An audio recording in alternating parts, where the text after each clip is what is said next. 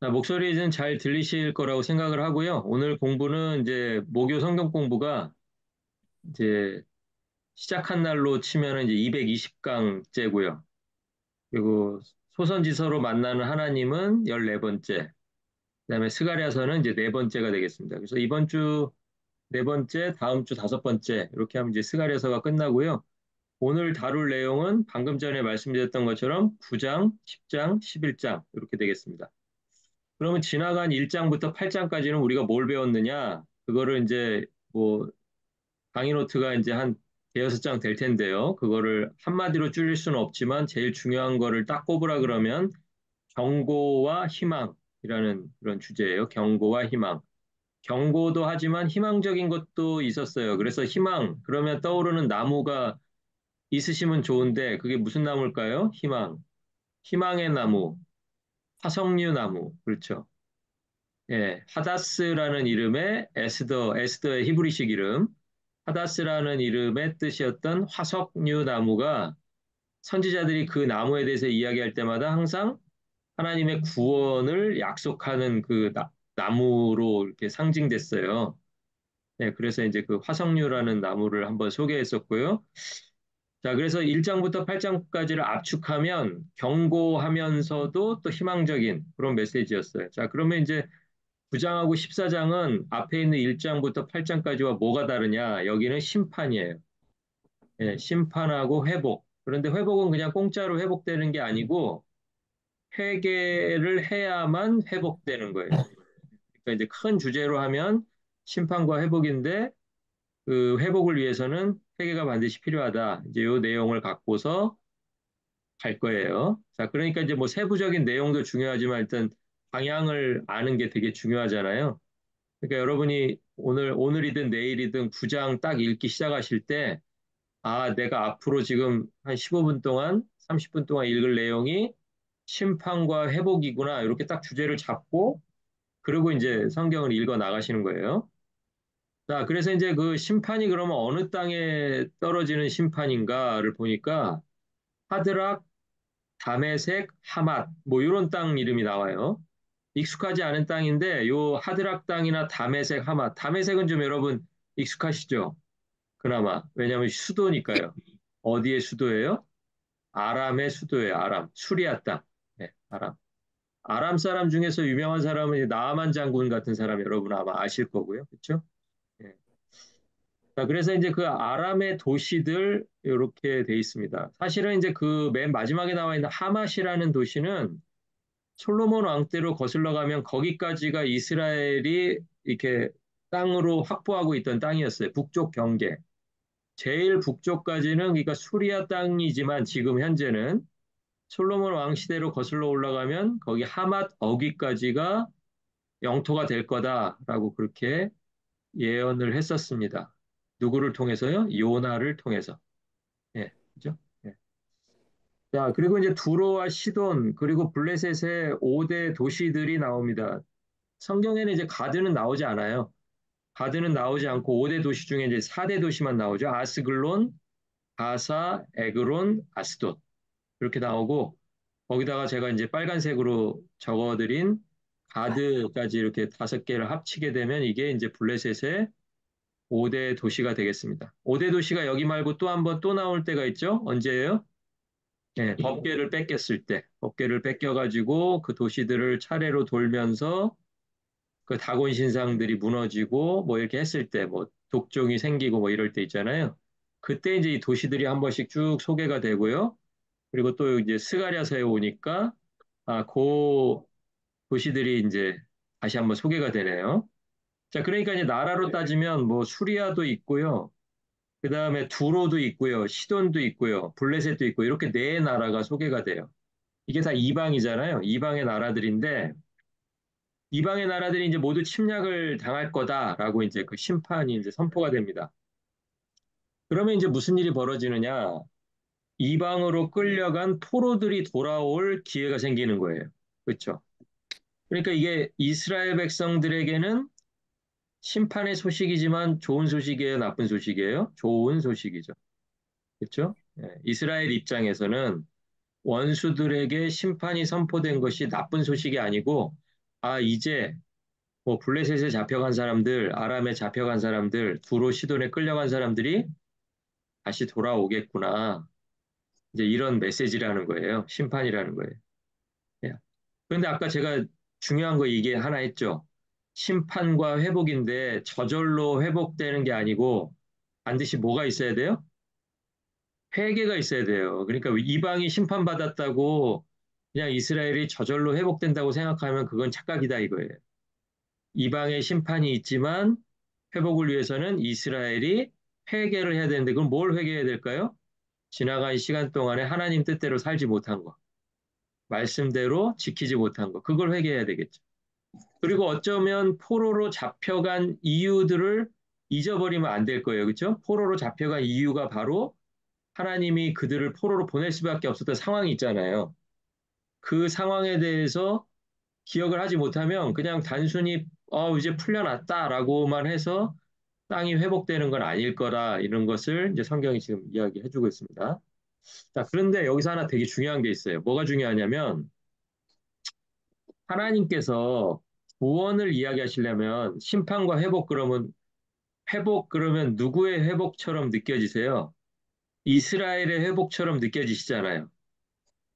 그렇잖아요. 심판은 이방에 대한 심판이고 회복은 이스라엘에 대한 회복이라고 느껴지시잖아요. 그러니까 이렇게 느끼는 이유는 뭐냐면 하나님의 구원, 그러면은 구원은 이스라엘 백성들만을 위한 구원이라고 생각하니까 그래요. 그렇죠? 근데 갑자기 스가랴 선지자의 입을 통해서 하나님께서 뭐라고 얘기하시냐면 남은 자를 구원하실 거다. 근데 그 남은 자가 이스라엘의 남은 자가 아니고 블레셋의 남은 자를 구원하시겠다라고 말씀하시는 거예요. 그러니까 여기서 또 한 번 이스라엘 백성들이 갸우뚱하죠. 아니, 우리의 구원, 우리의 회복인 줄 알았는데 갑자기 하나님께서 누구의 구원을 얘기하세요? 누구의 구원? 블레셋의 구원을 얘기하신단 말이에요. 아니, 방금 전에 하나님이 블레셋의 심판을 얘기하셨잖아요. 근데 왜 블레셋의 구원을 얘기하실까? 이게 하나님의 마음이라는 거예요. 이게 하나님의 마음. 뭐가요? 나는 지금 이방인이라고 생각하고 있지만 그 이방인도 하나님의 자녀라는 거예요. 우리가 이렇게 제가 얘기할 때는 다들 이해하는 표정으로 끄덕끄덕거립니다. 그렇지. 이방인도 하나님의 자녀지. 돌아서면 이게 이해가 안 되는 거예요. 아니, 어디 블레셋이 우리 아버지의 원수 뭐 이러면서, 예? 그러고 있는 거예요. 쉽게 얘기하면 제가 쉽게 얘기해 볼까요? 교회 다니는 사람과 교회 안 다니는 사람과 교회 다니는 사람이 하나님의 자녀인 것 같잖아요. 교회 다니는 사람만. 하나님 입장에서는요. 교회 안 다니는 사람 하나님 자녀 아니에요? 이거 대답해 보세요. 괜찮아요. 대답을 못 하시는구나. 스피커를 꺼가지고. 예. 그러니까 우리가 여기서 이게 갈등인 거예요. 우리는 교회 출석하고 주일날 예배 나오는 사람만 하나님의 자녀라고 생각하시는데 하나님 입장에서는 하나님의 자녀들 중에 수많은 사람들이 지금 어디에 있다는 거예요? 어디에? 블레셋에 있다는 거예요. 물론 블레셋 전체를 얘기하는 거 아니에요. 거기 분명히 나왔잖아요. 남은 자라고. 예. 그러니까 세상에 있는 사람들이 만약에 한 사람도 하나님의 자녀가 없다면 우리가 그 사람들을 위해서 기도하고 전도하고 할 이유가 뭐가 있겠어요? 그렇잖아요? 그렇잖아요. 거기에 하나님의 자녀가 나는 알 수 없지만 하나님의 자녀된 누군가가 그 안에 불특정하게 섞여 있다라고 생각을 하니까 내가 오늘도 안타까운 마음에 말씀을 전하는 거 아니에요. 그렇잖아요.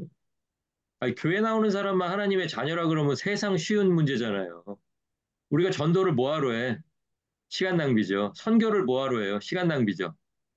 근데 블레셋에 남은 자가 있다라는 이야기를 구약 이 시대, 예수님 시대보다도 지금 400년 이상 앞서서 스가랴를 통해서 이야기해주고 있다는 거예요. 여러분 이거 기억하셔야 돼요. 이게 굉장히 중요한 거예요. 그러니까 우리는 블레셋, 두로, 시돈, 뭐 아람 그러면 그냥 멸망의 대상으로만 생각하지만 그 실수를 누가 했냐면 요나라는 선지자가 아수르의 수도 니느웨에 가서 똑같은 실수를 범했어요.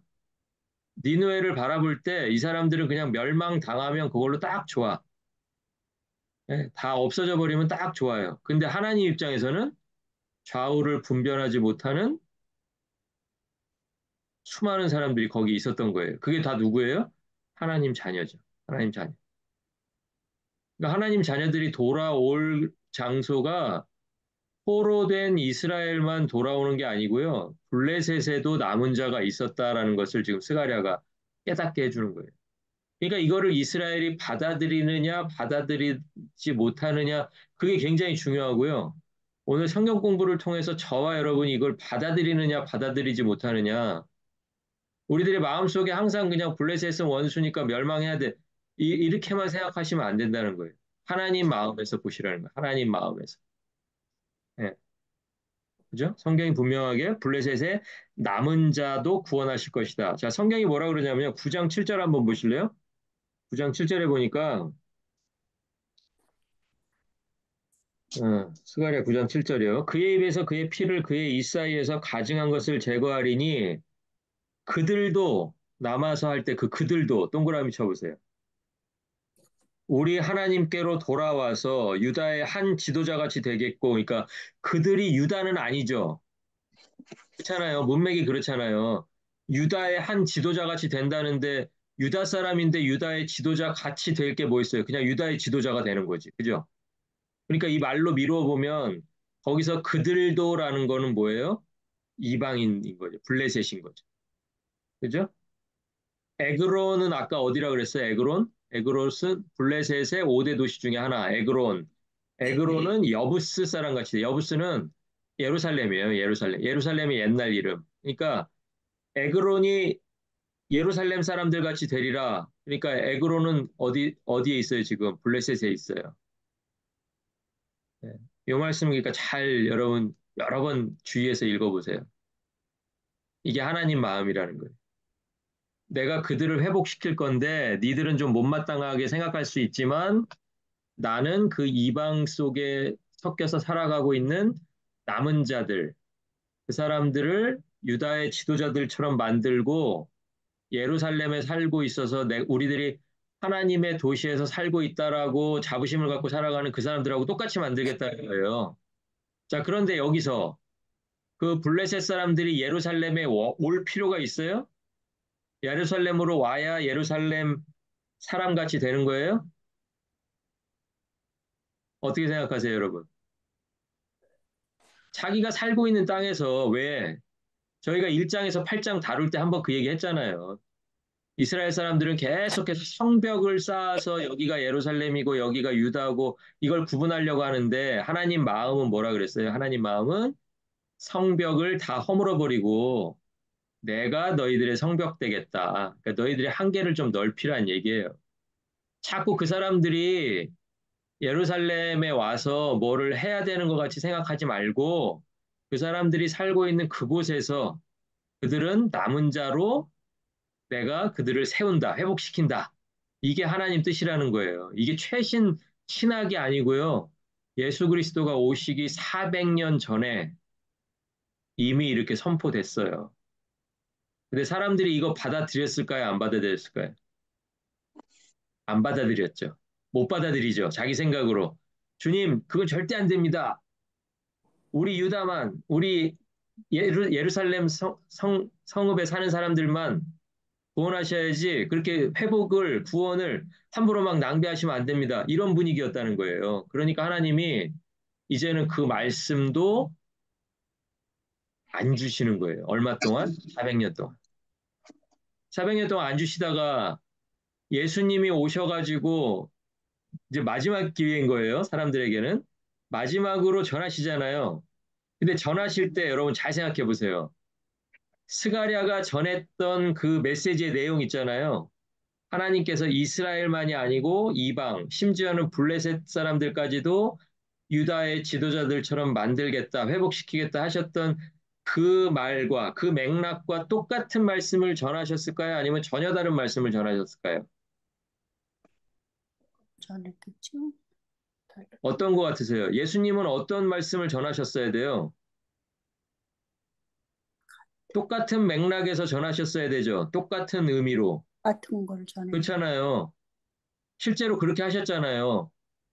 사복음서 안에도 예수님이 자꾸 어디로 건너가셔요. 자꾸 유대의 경계를 넘어가지고 막 두로로 가시고 뭐 대가볼리로 가시고 사마리아로 가시고 막 넘어가 버리시잖아요. 똑같은 맥락이라는 거예요. 너희들이 이방이라고 생각하는 너희들이 더럽다고 개처럼 생각하는 그 사람들을 나는 하나님의 자녀로서 그냥 외면할 수가 없다. 이게 예수님의 메시지였던 거예요. 그러니까 제자들이든 쫓아다니는 사람들이든 그 이해가 안 갔다는 얘기죠. 근데 언제 이제 이해가 가요? 언제? 성령이 이해를 시켜주시니까 이제 성령을 받고 나서 그 다음에 이제 예루살렘과 온 유다와 사마리아와 땅끝까지 갈 수 있는 거예요. 그런 일이 없었으면 이건 갈 수가 없어요. 왜?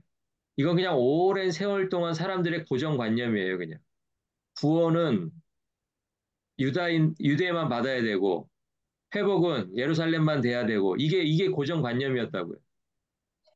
이거를 오늘날에까지도 주장하는 사람들이 있어요. 그러니까 여러분 그런 메시지에 귀 기울이시면 안 돼요. 이게 뭐 예루살렘이 회복돼야 뭐 그런 얘기는 성경에 써 있지도 않아요. 성경이 줄기차게 얘기하는 건 뭐예요? 이방도 예루살렘처럼 회복시키겠다지 예루살렘이 회복되어야 되는 게 뭐 다 글로 가가지고 뭐 사람들이 예루살렘으로 모이고 예루살렘 중심으로 모이고 그게 아니라는 거예요.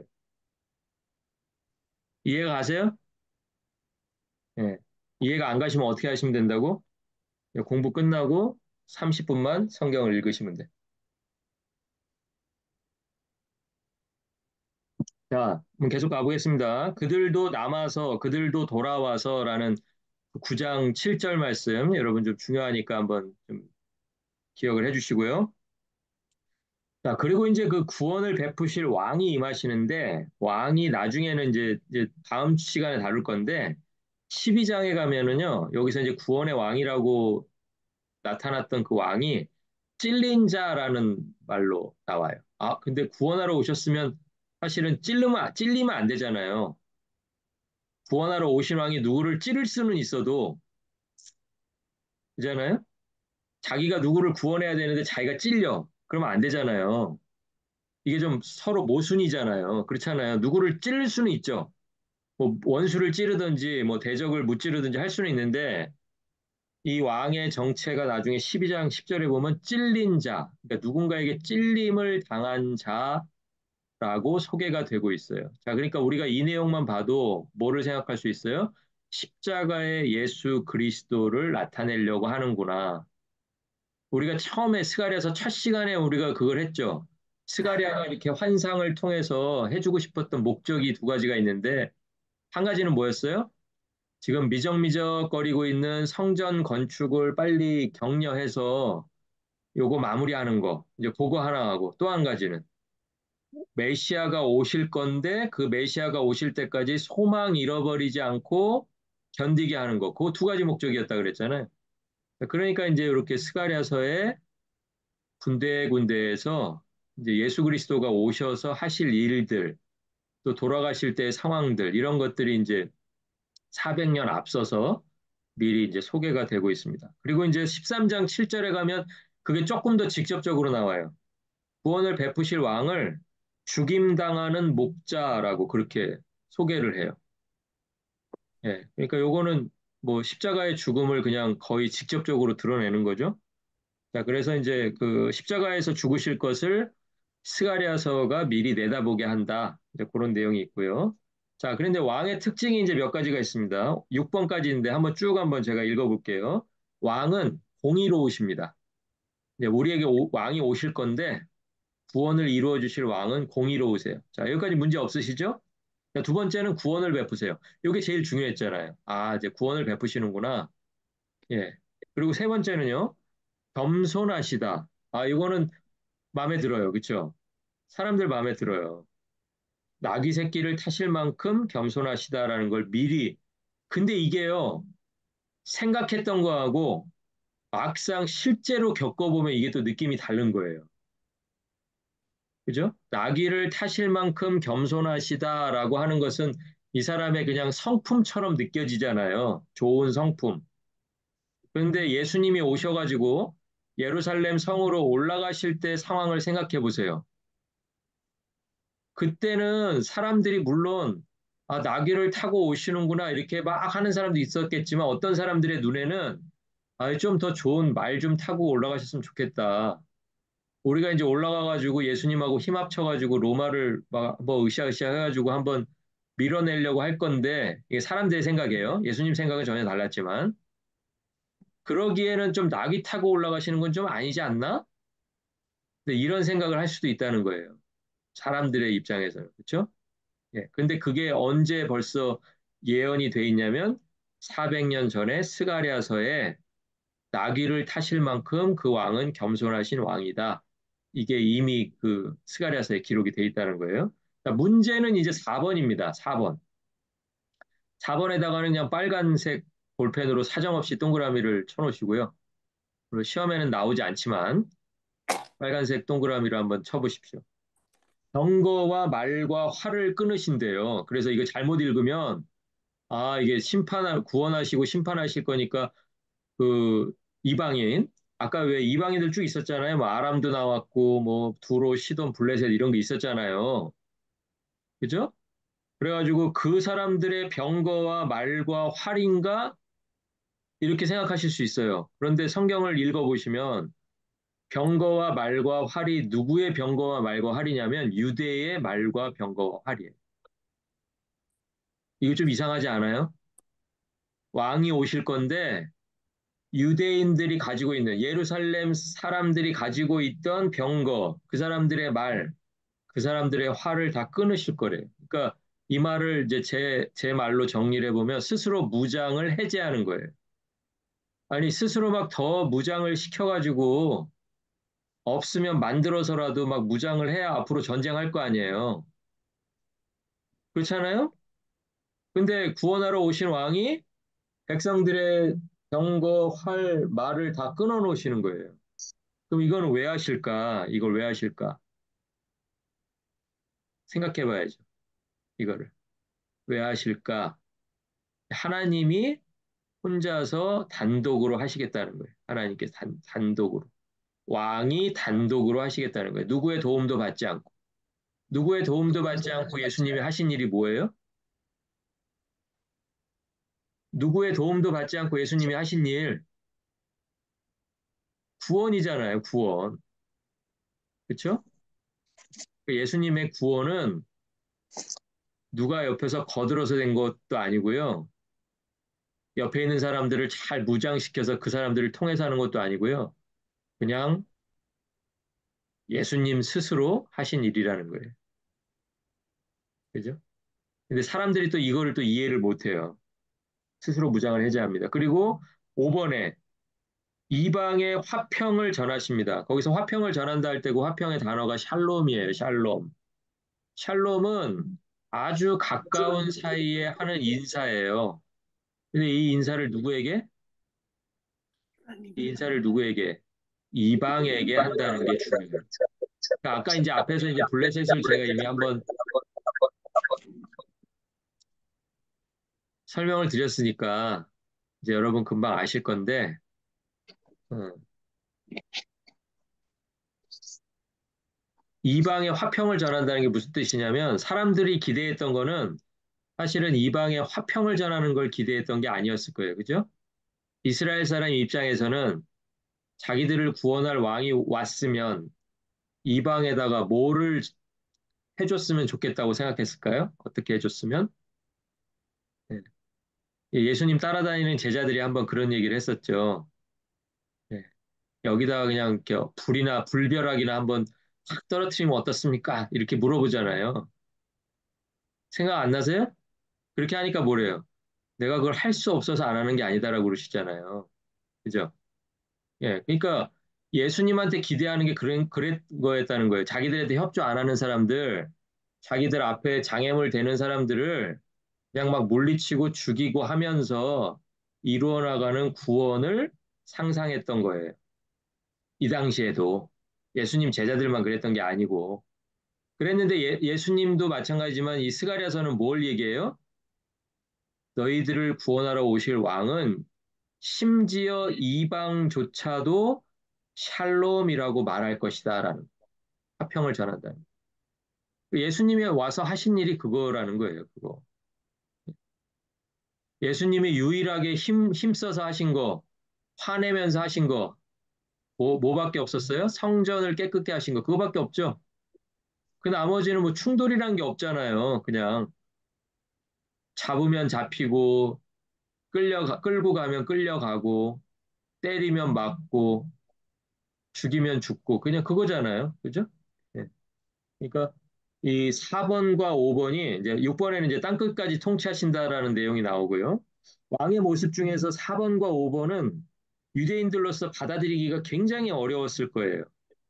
그리고 이게 이제 한 번 더 나오는 게 어떤 모습이 나오냐면 마태복음 21장 8절에서 9절을 나중에 여러분이 한번 읽어보시면 아까 제가 말씀드렸던 예수님이 예루살렘 성으로 군중들과 함께 이렇게 쫙 올라가시면서 뭐 호산나 호산나 우리들을 구원해 주십시오라는 거잖아요. 근데 그 사람들이 요구했던 그 구원과 예수님이 하시려는 구원이 좀 달랐어요. 왜 그랬냐면 이 사람들은 스가랴서의 내용을 들었을 텐데도 어디까지만 받아들일 수 있었냐면 1, 2, 3까지는 받아들일 수 있었다는 거예요.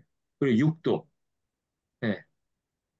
왜냐하면 땅 끝까지 통치하시는데 그 통치의 중심에 누가 있어요?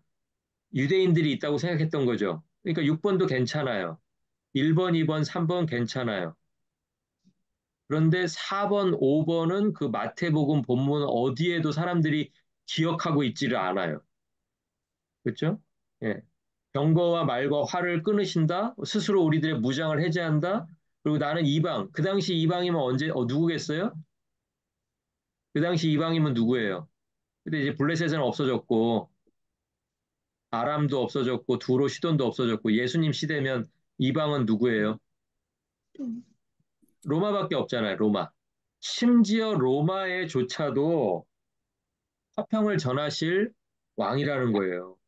실제로 복음이 로마에 전해지잖아요. 누구를 통해서? 바울을 통해서 전해지잖아요.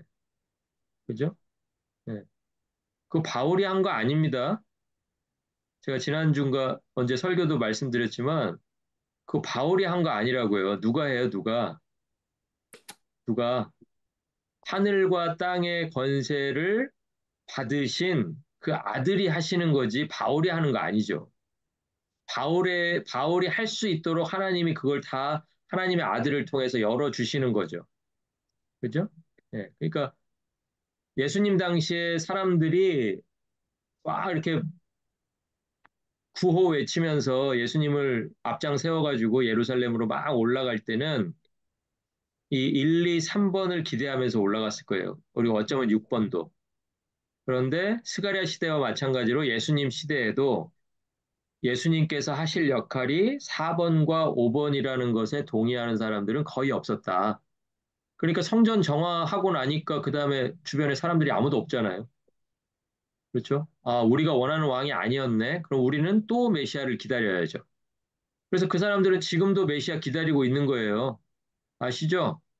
예, 그 사람들은 지금도 기다리고 있는 거지 오신 메시아가 없어요. 그분들에게는. 근데 그분들은 누가 와도 마찬가지예요. 그렇죠? 누가 와도 우리들이 강력하게 우리들을 무장시켜서 원수들을 막 죽이면서 찌르면서 나갈 그런 메시아가 오셔야지 예수님이 메시아로 오신 것을 받아들일 수 없었다. 그러니까 스가랴 시대나 예수님 시대나 지금 시대나 마찬가지라는. 지금도 우리의 구주, 우리의 왕이라고 선포할 때 그 선포의 내용 속에요. 반드시 뭐가 들어가야 되냐면 주님이 하셔야 되니까 우리의 병거, 우리가 믿고 있는 말, 활, 이거를 끊으시는 왕이라는 걸 우리가 인정을 해야 돼요. 내가 막 뭐가 능력이 있어가지고 내가 막 재능이 충만해가지고 믿음 생활을 해나가는 그런 믿음 생활로는 우리가 예수 그리스도를 왕으로 받아들일 수가 없다고요. 예수는 그런 왕이 되지가 않으실 거니까. 그렇죠? 예.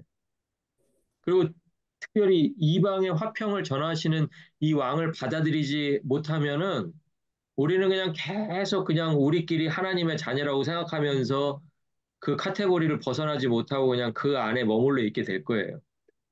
그 밖에 있는 사람들은 하나님의 자녀라고 절대 생각하지 않으면서. 그리고 예수님께서 이방의 샬롬을 전하는 왕이라는 것을 성경으로는 읽었는데 내가 마음으로 내가 그게 받아들이기가 싫은 거예요. 안 받아들이고 싶은 거예요. 그냥. 예. 근데 그때 당시에 군중들도 그랬다는 거예요. 그래서 우리도 이 스가랴서를 공부하면서 그 부분을 반드시 점검을 해봐야 돼요. 나는 어느 쪽에 있나? 나는 이 왕, 구원하러 오신 이 왕을 받아들일 수 있나? 이제 그 이야기를 스가랴서가 우리에게 해주고 있습니다. 자, 그리고 이제 세 번째 단락은요, 갇혀 있으나 소망을 품은 자들에게 이제 구원의 메시지가 선포되고 있습니다. 자, 그런데 그 9장 12절에서 말하고 있는 갇혀 있지만 소망을 품은 자들에서 이 스가랴서의 연대는 제가 첫 시간에도 말씀드렸지만 포로에서 이미 돌아온 때잖아요. 그죠? 그러니까 성전도 지으려고 했는데 완성을 못하고 미적미적 하고 있었던 거고. 그러니까 이건 지금 바벨론 포로에서는 이미 돌아와서 지금 포로들이 돌아온다는 얘기를 하려는 건 아니에요. 갇혀 있지만 하는 얘기는 어디에 갇혀 있다는 걸 이야기하려는 거냐면 사망과 죄의 권세에 사로잡혀서 갇혀 있다라는 거예요. 왜냐하면 바벨론 포로는 이미 돌아왔잖아요. 예, 그러니까 포로들이 다시 돌아올 것을 이야기하는 것이 아니라 죄와 사망의 권세에 의해서 갇힌 사람들이 풀려날 소망을 갖고 있는데 그 풀려날 소망을 갖고 있는 사람들에게 지금 이 구원의 메시지가 선포된다. 이 얘기를 하고 있는 거예요.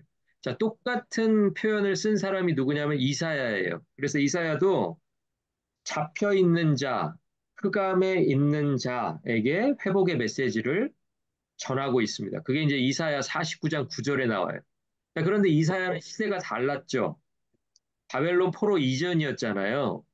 그러니까 사람들이 이사야서의 이야기를 들을 때만 해도 그것을 죄의 문제하고 연결시키지 못하고 다 뭐라고 생각했냐면 아, 바벨론으로든 어디로든 포로로 잡혀갔는데 그 포로들이 다시 풀려오는 것에서 지금 이야기를 하고 있다. 이렇게 받아들인 거예요. 그런데 사실은 스가랴서까지 읽고 보니까 이사야나 스가랴나 이 갇혀 있다가 풀려난다는 개념을 어디다 쓰고 있어요? 죄의 문제에 쓰고 있다는 거예요. 죄의 문제.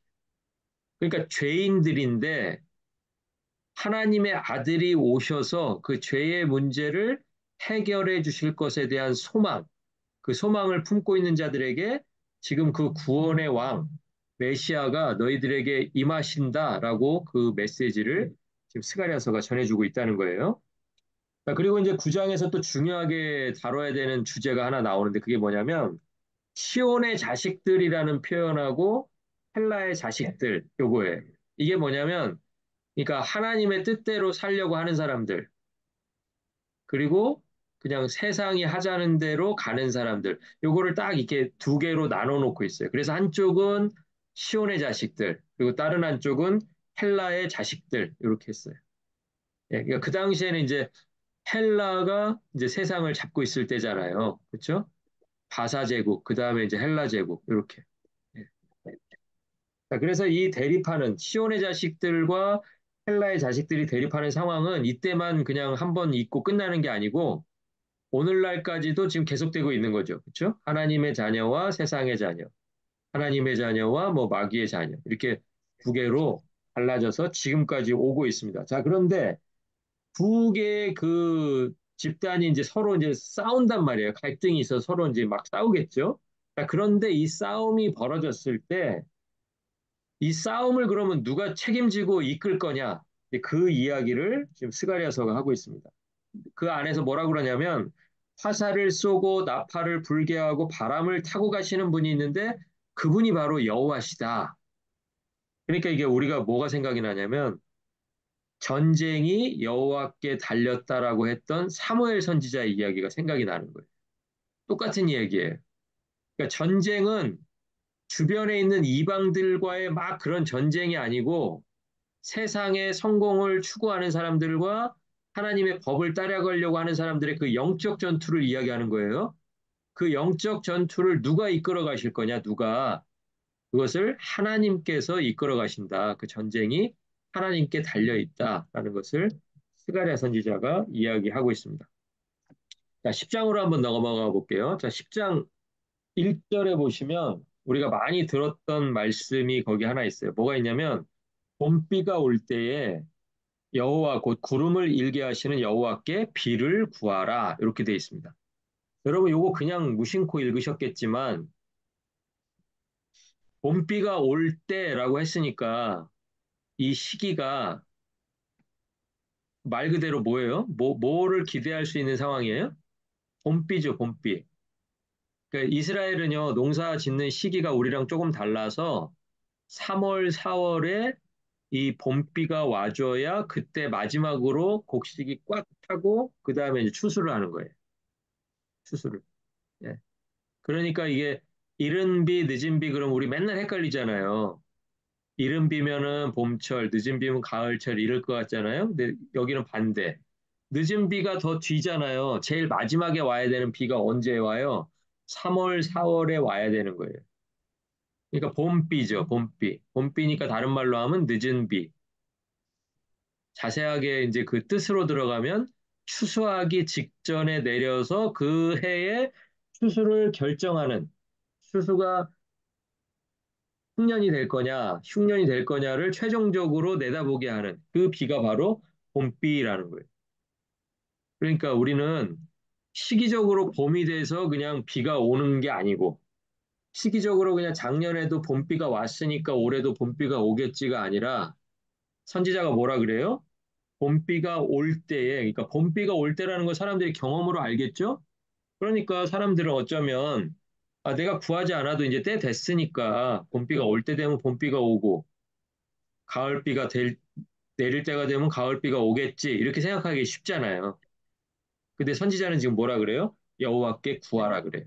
그러니까 이 구원의 약속이라는 게 그냥 시간이 되면 주어지는 자연적인 결과가 아니라 하나님의 개입으로 일어나는 역사라는 것을 선지자가 말해주는 거예요. 그러니까 바벨론 포로도요, 그냥 70년이라는 시간이 지났기 때문에 그냥 그렇게 된 게 아니라 누가 계셔서 된 거예요? 누가? 약속을 지키시려는 여호와가 있어서 그게 된 거예요. 그죠? 제가 그때 중요한 말씀 하나 드렸죠. 사람들이 변한 게 아니라 그랬죠. 사람들이 이제 70년 동안 반성할 거 반성하고 새 사람이 돼가지고 돌아온 게 아니고요. 사람들은 또 처음에는 막 이게 잘해야지 잘해야지 하다가 시간이 70년쯤 지나면 사람들이 다 어떻게 됐을까요? 다 이제 느슨해지죠. 이제 나태해지고. 똑같아요. 70년 전이나 70년 후나 거의 비슷하게 살아가고 있었을 거예요. 그런데 한 분은 70년이 지났으니까 이제 내가 내 약속을 내 이름을 걸고 지켜야 되겠다라고 마음 먹으신 분이 계셨기 때문에 그 하나님 때문에 그 사람들이 한 번 더 기회를 받은 거라는 거예요. 자, 그런데 아까 제가 심판과 회복 얘기하면서 뭐를 얘기했어요? 회복은 저절로 되는 게 아니다. 구원은 저절로 되는 게 아니다. 뭐가 있어야 돼요? 회개가 있어야 된다. 사이에 회개가. 그러니까 하나님이 기회를 주시고 싶어도 회개하지 않아? 그냥 끝까지 나는 그냥 제가 살던 대로 살래요. 그럼 하나님이 기회 주셔도 어떻게 할 수가 없잖아요. 그러니까 하나님이 기회 주셨을 때 어떻게 해야 돼요? 빨리 돌아서는 게 그게 사는 길이라는 거예요. 그래서 1절 봄비가 올 때에 비를 여호와께 비를 구하라라고 하는 그 말씀을 여러분이 한번 깊이 묵상하면서 좀 읽어보셨으면 좋겠습니다. 자, 그리고 이제 10장에서 내용에 뭐가 나오냐면 백성들에게 목자가 없다라는 이야기가 자꾸 반복돼요. 목자가 없대요, 백성들에게. 근데 이름만 목자인 사람들이 있기는 있어요. 내가 목자야라고 주장하는데 목자의 일을 하지는 않는 사람들. 어, 그런 사람들이 있다는 거예요. 다른 사람들이 목자라고 인정해 주는 건 좋아하는데 실제로 목자로서 희생하지는 않는 사람들, 그런 사람들이 있다는 거예요. 자, 그런데 이제 뭐라고 말씀하시냐면 목자가 유다에서 나올 거다. 그리고 말뚝, 싸우는 활, 권세 잡은 자가 유다로부터 나올 것이다. 이제 이 말씀을 10장 4절에서 해주세요. 자, 그러니까 이 말씀을 듣고 나니까 지금은 나를 돌봐주는 사람이 없지만, 아, 이대로 끝인가 생각했는데 그 목자가 오신다고 하니까 사람들은 이제 메시아를 기다릴 수 있게 된다라는 거예요. 그죠? 예, 그러니까 현실을 생각하면 소망이 안 생기는데 현실에는 목자가 없지만 하나님께서 주시는 말씀 속에 너희들을 위한 목자가 유대로부터 나올 거다. 실제로 이제 400년 후에 오셨죠. 예, 그 말씀을 믿는 사람은 현실은 목자가 없는 현실이지만 기다릴 수 있다라는 거죠. 버틸 수 있다라는 거죠. 그럼 이제 하나님이 양들을 긍휼히 여겨주시면 어떤 일이 일어날까? 이제 그거를 좀 하고 오늘 공부를 좀 마치겠습니다. 자, 첫 번째는 뭐냐면 한 번도 내버려진 일이 없었던 것 같이 된다. 그러면 이제 이거는 없었던 것 같이 된다고 했으니까 내버려진 일이 있다는 거예요, 없다는 거예요? 있다는 거죠. 내버려진 일이 언제? 바벨론 포로 때, 예, 한번 내버려졌잖아요. 땅에서 완전히 쫓겨났잖아요. 이방인들처럼. 그렇게 되었던 일이 없었던 것 같이 해주시겠다는 거예요. 어떻게? 하나님께서 긍휼히 여겨주시면, 양들을 여겨주시면. 그러니까 얼마나 지극정성으로 보호해 주시고 아껴 주셔야 아, 내가 한 번도 버림받았던 적이 없었구나라고 생각하겠어요. 그러니까 그 정도로 끝까지 지켜주시겠다라는 거죠. 자, 두 번째는 전에 번성하던 것 같이 번성하게 된다.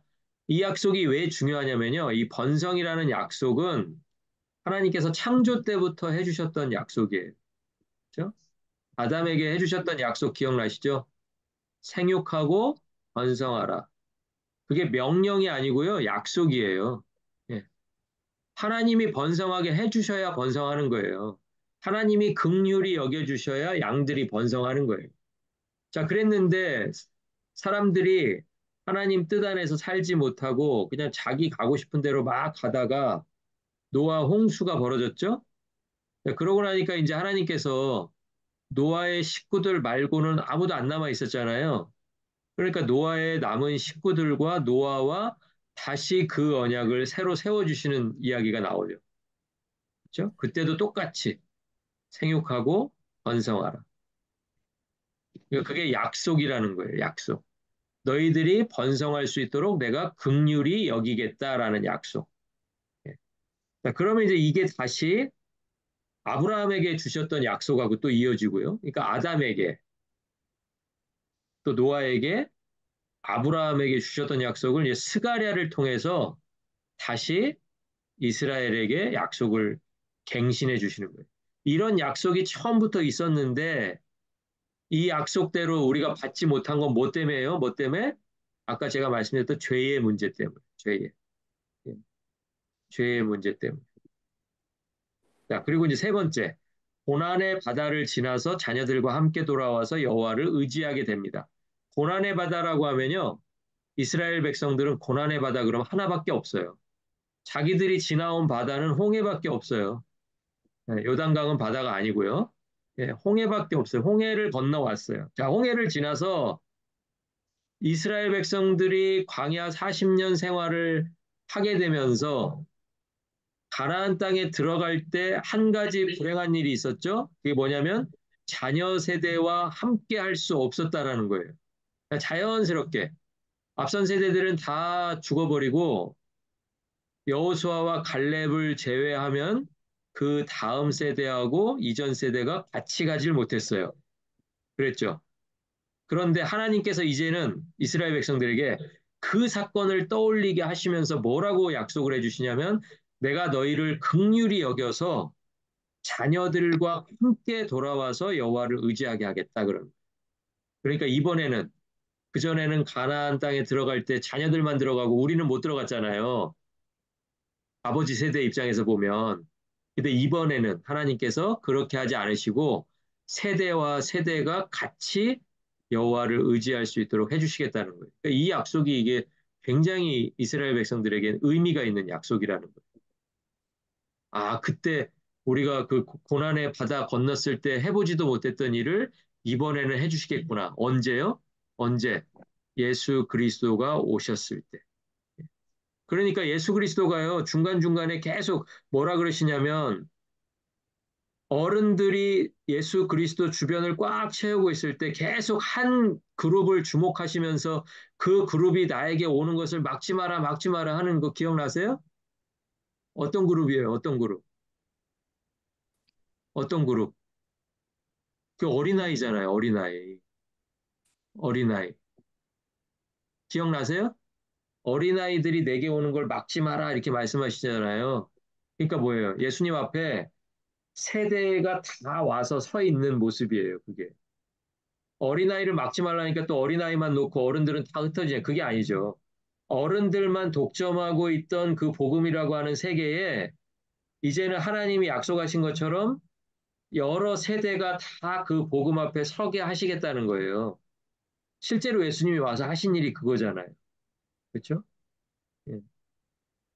그러니까 연령을 뛰어넘어서 또 직업을 뛰어넘어서 민족을 뛰어넘어서 그게 예수님의 원칙이잖아요. 그죠? 이방이나 유대나 종이나 자유인이나 남자나 여자나. 그죠? 아, 여기 하나가 남긴 했는데 제가 좀 오늘 하다 보니까 시간이 좀 많이 갔네요. 5분만 더 할게요. 5분만. 예, 한번 쭉 읽어보시면 이해가 가시니까. 자, 그리고 이제 나오는 내용이 뭐냐면 이제 레바논하고 바산하고 요단이라는 지명을 이야기하시면서 그 선지자가 하는 말투가 레바논과 바산과 요단을 조롱하는 그런 내용이 나옵니다. 이게 뭐냐면 이제 이게 상징하는 게 있어요. 레바논이나 바산이나 요단은 힘 있는 사람을 상징하기 때문에 그래요. 예, 힘 있는 사람을 조롱하는 선지자의 말이 나옵니다. 특히 이제 바산이라고 하는 그 지명은요, 예전에 북이스라엘이 멸망하기 전에 직전에 한번 전성기가 크게 있었죠. 예, 북이스라엘이 점점 망해간 게 아니고요. 전성기가 확 왔는데 갑자기 망해버리잖아요. 그때 왕이 누구였냐면 여로보암 2세였습니다. 여로보암 2세.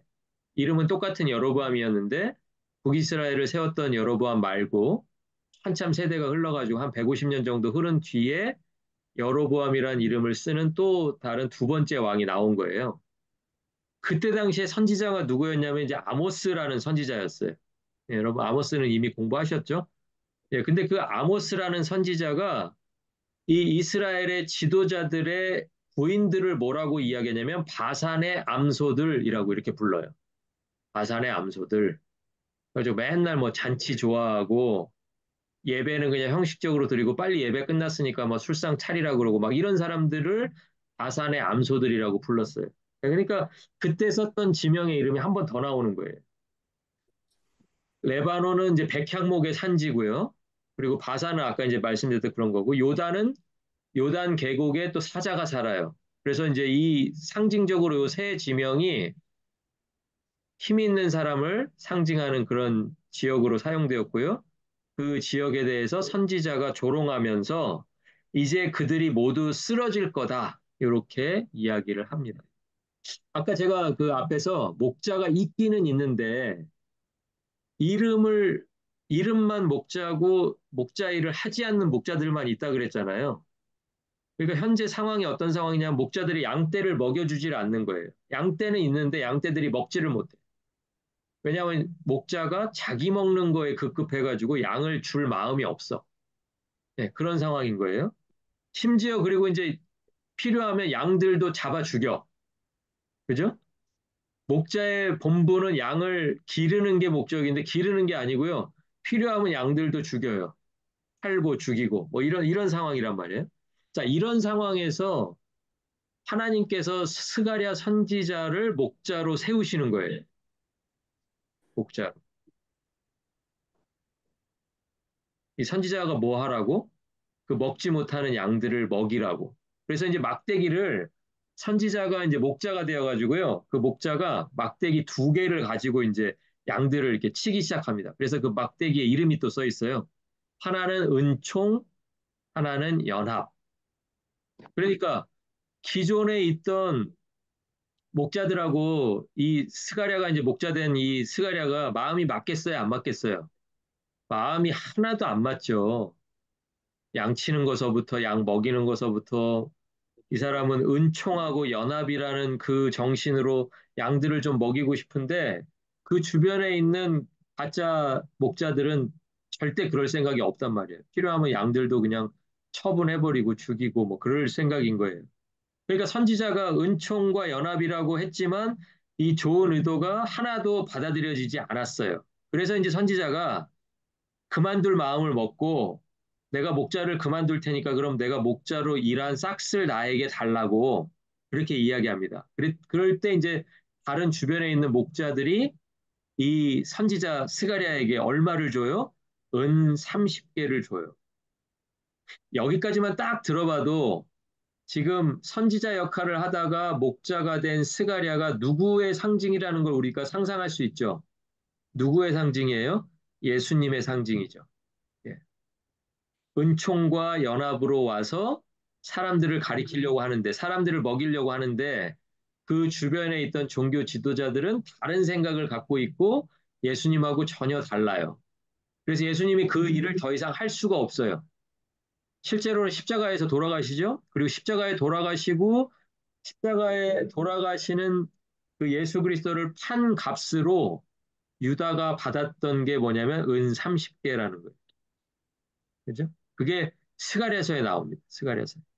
이것만 나오는 게 아니라 은 30개를 받았더니 하나님께서 이 30개 지금까지 제가 그래도 수고한 요 결과로 요만큼 받아왔습니다라고 하니까 하나님 뭐라 그러냐면 그거 토기장이에게 던져버려라 이렇게 얘기해요. 토기장이에게 던져버려. 이게 마태복음 27장 6절에서 10절에 그대로 나와요. 토기장이의 밭에 제사장들과 서기관들이 그 돈을 던져버린 다음에 그 밭의 이름을 피밭이라고 불러요. 아겔다마라고 피밭이라고 불러서 뭐 나그네들의 이제 그 묘지가 되는 이제 그런 상황이 벌어집니다. 그러니까 이미 스가랴서에서 400년도 전에 하나님께서 한번 그걸 이렇게 시뮬레이션으로 보여주시는 것 같아요. 예수님이 앞으로 어떤 일을 할 거고 그 일 때문에 어떤 일을 당하게 되고 또 그 결과적으로 어떤 일이 벌어질지가 스가랴서가 한번 이야기처럼 이렇게 보여주고 나서 그게 사복음서 안에서 그대로 이루어지더라. 그 사이에는 물론 이제 400년의 공백이 있었지만 그리고 이때 이제 은총이라는 막대기, 연합이라는 막대기도 이제 부러져 버립니다. 이제 더 이상 이제 이 막대기는 사실은 필요가 없죠. 왜냐하면 이제 예수님이 직접 오실 거니까. 지금까지는 이제 종들을 보내셨지만 선지자들을 보내셨지만 이제 하나님께서 마지막 남은 한 번의 기회, 아들을 이제 보내시기 위한 준비가 다 끝난 것을 우리가 알 수가 있습니다. 그래서 우리가 그 지금 방금 제가 말씀드렸던 그 부분을 좀 읽어보시면요. 예수님이 오셔서 어떻게 사역을 했고 또 예수님에 대해서 당시 사람들이 어떻게 대했는지 특별히 종교 지도자들, 예루살렘의 지도자들이 백성들을 치고 먹이고 길러야 될 사람들이 예수님하고 어떤 입장 차이가 있었는지 이런 것들을 스가랴서가 아주 자세하게 그렇게 기록하고 있습니다. 여러분 한번 공부 끝나신 다음에 여러분이 개인적으로 그 9장, 10장, 11장 읽으시면서 오늘 저하고 같이 공부한 내용들 다시 한번 기억하실 수 있기 바라고요. 오늘 공부하시느라고 수고 많으셨고요. 다음 주 목요일 7시 45분에 스가랴 마지막 시간입니다. 다섯 번째 시간 준비해서 여러분하고 같이 만나도록 하겠습니다. 공부하시느라고 수고 많으셨습니다. 감사합니다. 수고하셨습니다.